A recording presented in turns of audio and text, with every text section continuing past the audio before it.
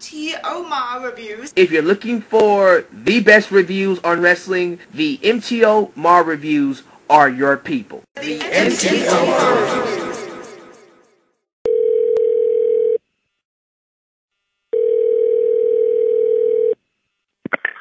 Hi, you have reached the voicemail box of Vince Russo. To leave a message, please press 1. To be swerved, press 2. I'm just tugging your nuts, everybody. I'm here. What's going on, my big pal?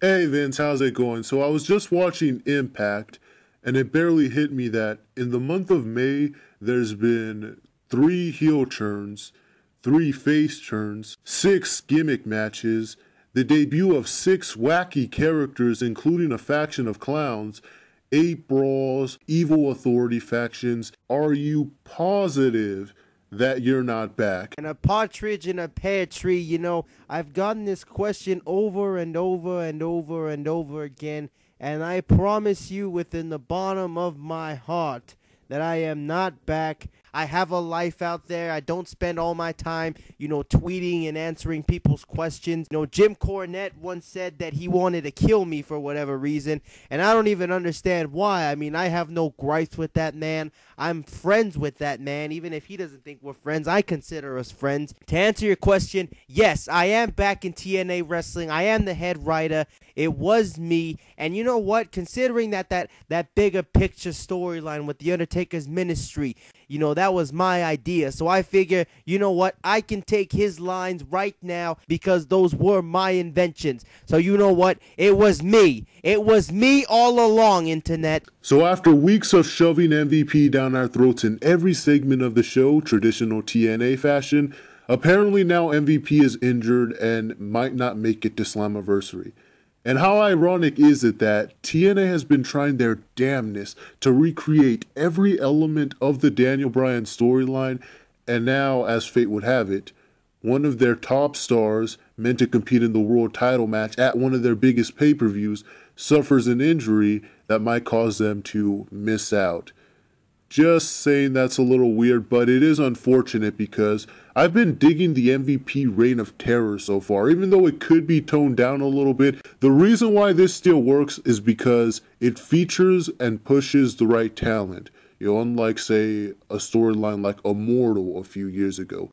Yeah, I thought that was pretty funny that, TNA went all the way with copying the WWE storyline, and yet, there was parts that they didn't want to copy that they got anyway. But the good thing about that is that they have set themselves up to have someone replace them, whether it be Samoa Joe attacking MVP at Slammiversary, Bobby Roode attacking MVP at Slammiversary. So they have plants seeded for an attack at Slammiversary to write MVP off at the pay-per-view, since they already have TNA recorded up until Slammiversary. Yeah, I don't know about a replacement for MVP, because when you think about it, MVP versus Eric Young already doesn't sound like a main event match. But what I would want to see them do instead is bring back King of the Mountain. You put Lashley and or Kenny King in there with Austin Aries and Samoa Joe or Bobby Roode or whoever, because that one match would be way better than any singles or tag combination of matches that any of those guys could have at this point in time. Like, the only downside of Eric Young being the world champion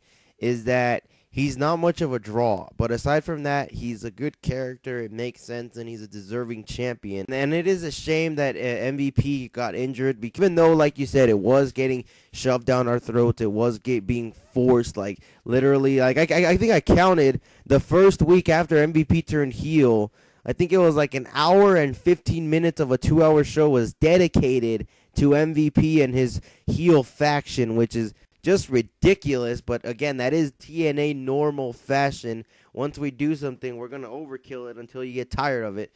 But like you said, this is showcasing the right talent. So it looks like either Davey Richards or Eddie Edwards, or maybe the both of them, will be in that King of the Mountain match. That's one of the reasons why your King of the Mountain proposition works, is because the Wolves really don't have any contenders. Not that there's like a whole lot of depth there for them to have any contenders, but it seems like the only ones that would make sense are Kenny King and Lashley right now. And being as though they're probably going to be inserted into the main event somehow, it would make sense to see your King of the Mountain match go through. So one angle it looks like they're going for is a power struggle between MVP and Dixie Carter. And somehow, I think this might be turning Dixie Carter face. I guess that could be good because then you could have Derek Bateman turn face, win the Bound for Glory series, and defeat either MVP or Lashley for the world title at Bound for Glory. Yeah, you know, I think like the only reason that I don't mind Dixie Carter on television is because the heel character is just natural to her. She's not the strongest on the mic, but the fact that she is so hateable is what works about her heel character. And if you turn her face, you totally drown that out, and then you have to make her that stupid, whiny, like innocent baby face that she can no longer be because she's been a heel for so long.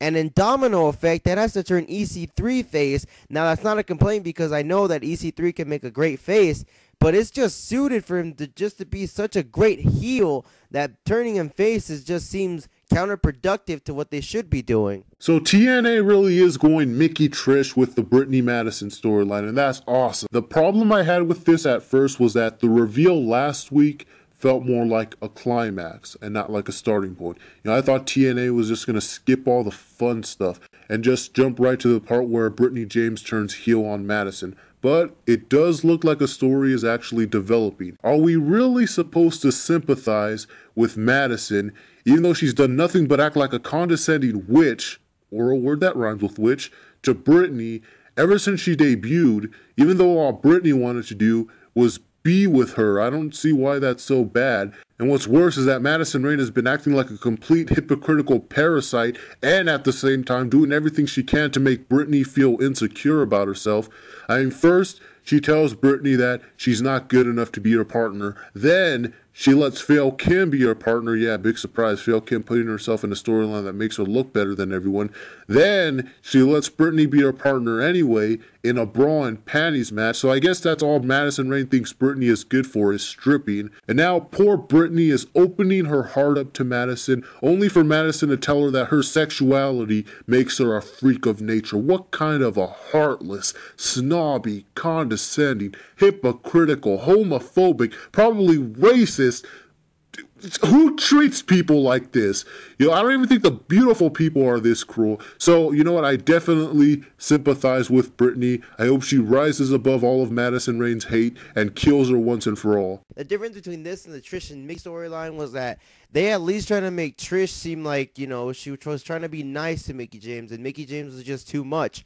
Whereas with this one, it seems like they wanted to go for that, but they just rushed it so quickly that it just seemed like Madison wanted nothing to do with her from the start. You know, Madison Rayne may be an in-the-closet lesbian, and right now that, you know, it's finally come into her face that this is the opportunity to finally hook up with a hot chick. Now she's starting to have second thoughts. You know, her family might be watching. She doesn't want her family to find out or something like that. They put, like, Brittany's career on the line, and if Brittany wins, she's the #1 contender for the Knockouts Championship. Like, they need to make that match worth something more than just this personal animosity, because that's what was beautiful about the blow off between Mickie and Trish. That was for the championship.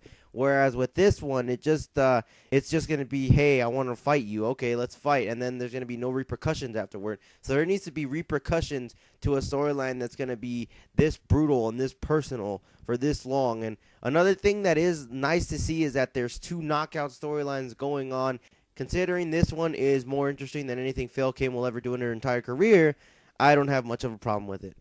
Gunner and Samuel Shaw. Yeah, I like the segments. They do have that horror movie type of feel. You know, it's kind of like watching Dr. Loomis and Michael Myers, only way better. Now, we don't know where this is going. I thought they were going to have a feud with Mr. Kennedy and Gunner, where Gunner gets redemption for Samuel Shaw. It looks like this might be leading more into a tweak in the Samuel Shaw character, where he's going to come back recovered and normal for a while, thanks to Gunner's help. And that could be interesting for a few months, assuming TNA is even around that much longer. Samuel Shaw and EC3 are victims of horrible timing, because we don't know if TNA is going to be around long enough to see them fully pan out and become the main event stars that we think they can be if they were to go off air like we're assuming or estimating that they will be, which is probably September-ish, October-ish, that they will probably be off of Spike TV. like you said, this did kind of bring flashes of Dr. Loomis and Michael Myers, and Halloween wasn't nearly as great because no one got stabbed here. But you know what? This was interesting. And like you said, when he said that he wasn't finished with that drawing of Gunner, it did seem like maybe he was going to draw something where Gunner's dead. It would be fun to tweak around a little bit the Samuel Shaw character, give it a little more depth. I think this might be like what they were doing with Kane back in 2003 when they made him seem like, okay, at any second he could be a face, but deep down he'll always be a heel.